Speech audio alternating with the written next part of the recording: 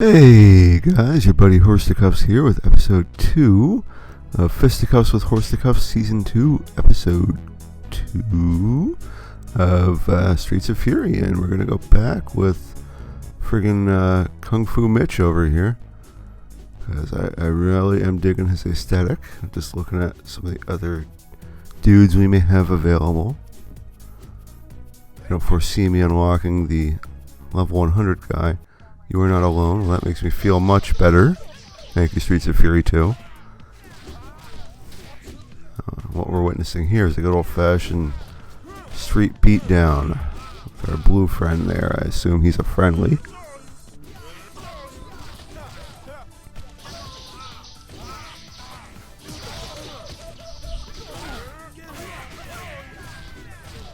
You know, the sales of white hoodies in France must be through the friggin' roof.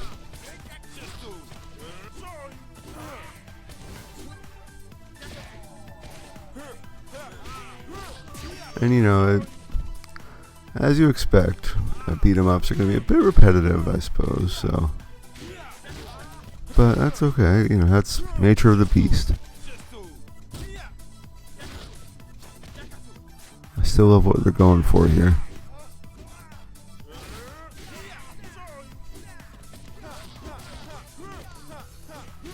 All right, my little blue Smurfy friend. Let's do this.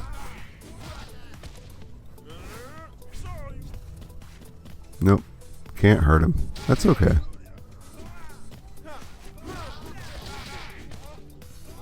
I guess this isn't Double Dragon Mode B.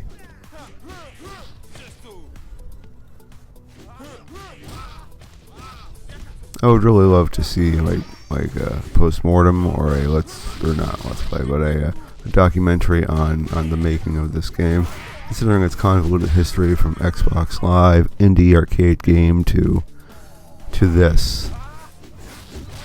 Somebody obviously thought enough to put a lot of work into this series, which I totally agree with. Much respect. It's definitely a lot of fun, and I think it's a very novel idea with the Mortal Kombat style digitization.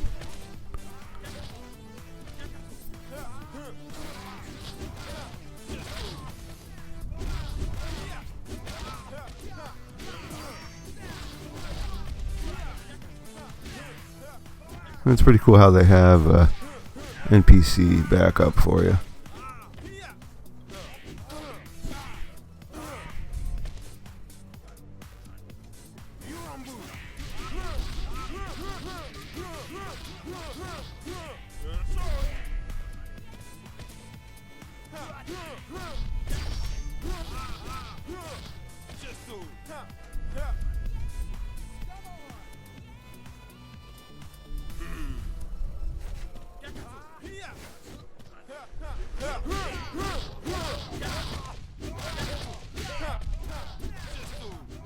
What a horrible way for this guy to die.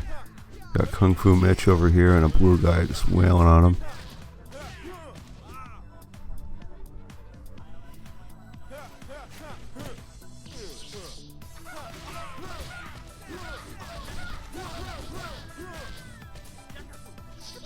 So to my understanding, and since the 70s, and I don't know if it's still the case, but in the 70s, in the UK, nunchucks have been illegal because so many people hurt themselves after watching kung fu flicks and buying a pair.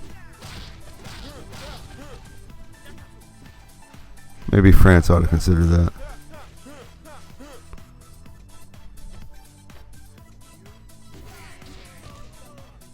There's the Eiffel Tower in the background, and there's our buddy. Love that man's smile. He really sets the pace.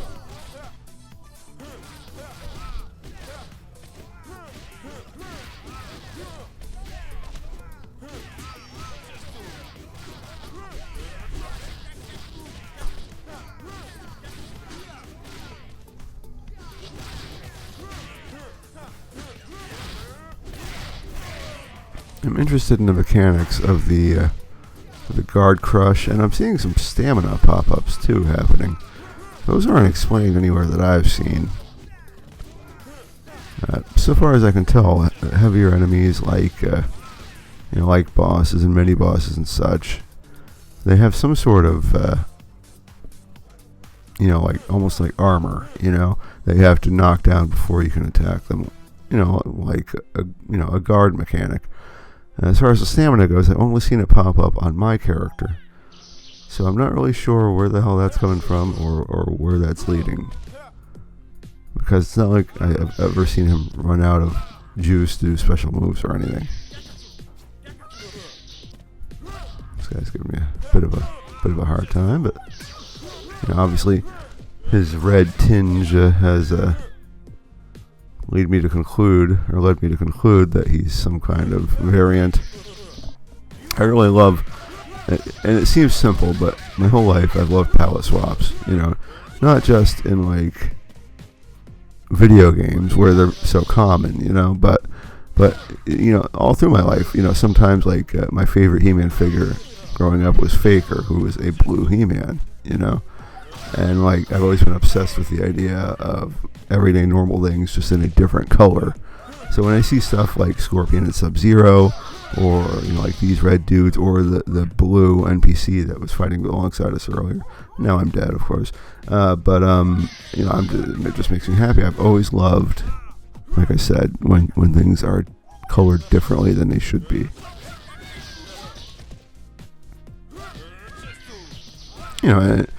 That even goes back to like Street Fighter 2 with the occasional red fireball, or like shadow effects and stuff like in Mortal Kombat 2 when Johnny Cage does a shadow kick or shadow punch and he's followed by the like dark blue, or I guess maybe you'd call them black Cage shadows.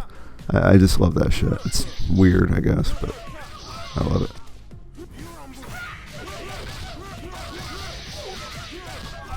Sorry if my voice sounds a bit gruff. I record a lot of these things in the morning when I first wake up.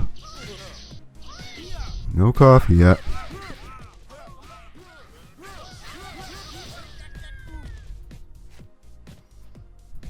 I love how insane some of these special moves end up. It's like sometimes you'll kick people like friggin' 4 screens away.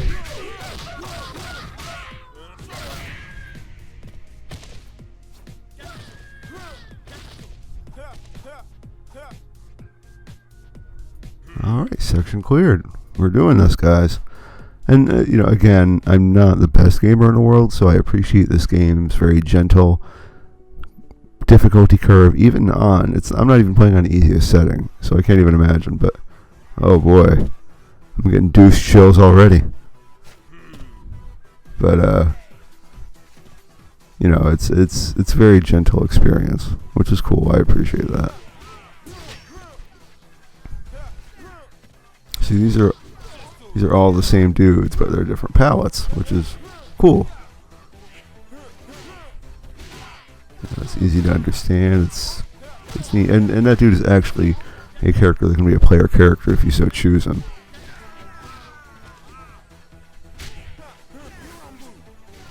Again, when you consider the concept of this game, that these are LA gang members that have been imported to France because they are so furiously fucking badass. I love that these are just a bunch of like 90-pound French dudes and ladies. It's great. Oh shit. Yeah, see, there's that guard crush, and this motherfucker's got a gun. So we haven't really seen that yet. That's an interesting addition. And this dude's got a baseball bat with some fucking barbed wire on it or some shit. Or no, it's a wrench. Giant ass wrench.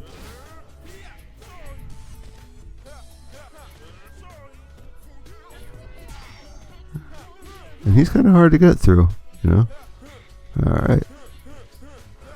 So now we're going to have Homeboy with a gun. That's going to be interesting.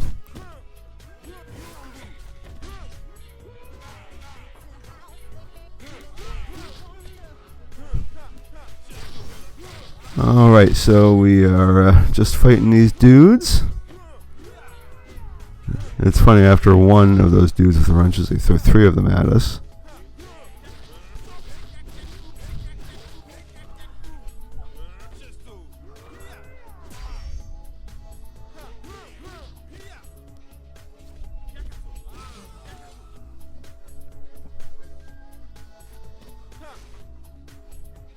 Alright.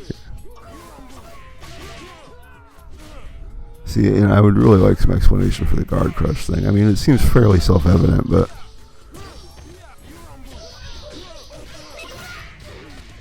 Well, that didn't make a whole lot of sense what just happened, but that's okay. They did at one point explain the counter situation, where you just press B and then attack at the right moment.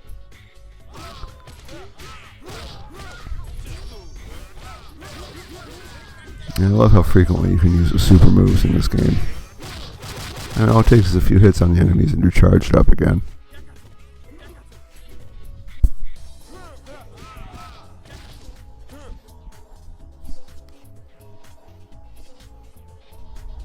Alrighty, moving forward.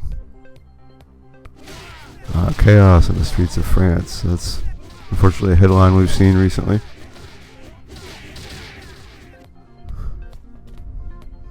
And of course, if I hadn't explained it before, the moving in and out of the foreground and background here is handled like Guardian Heroes, the infamous, or the famous Sega Saturn beat 'em up.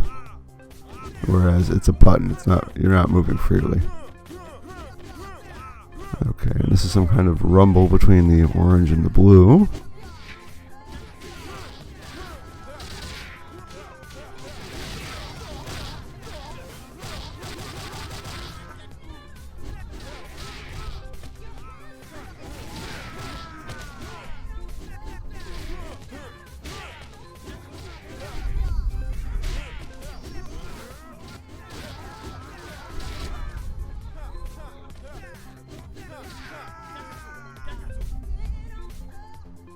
Death animation in this game are great. It's like something out of a grade Z theater.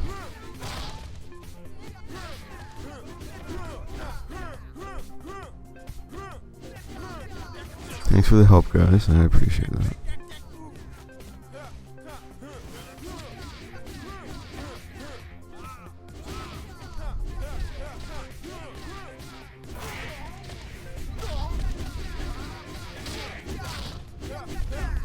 And these dudes just keep throwing their crotches at us.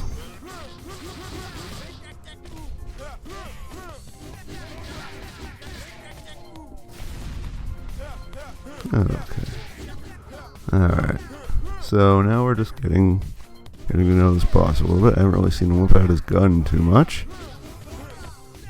Maybe once we really start knocking on him.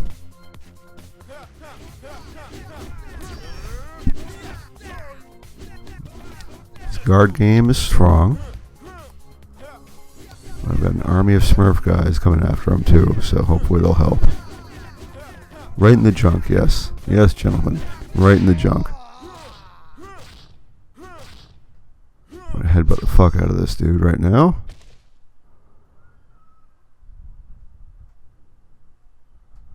Okay, and that is about the long and the short of the guy with the gun. I don't know that he ever even friggin' used it.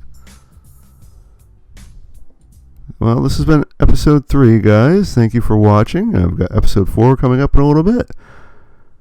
Thank you. Like, follow, subscribe, all that good shit. Please love me. That's how I get my self-worth.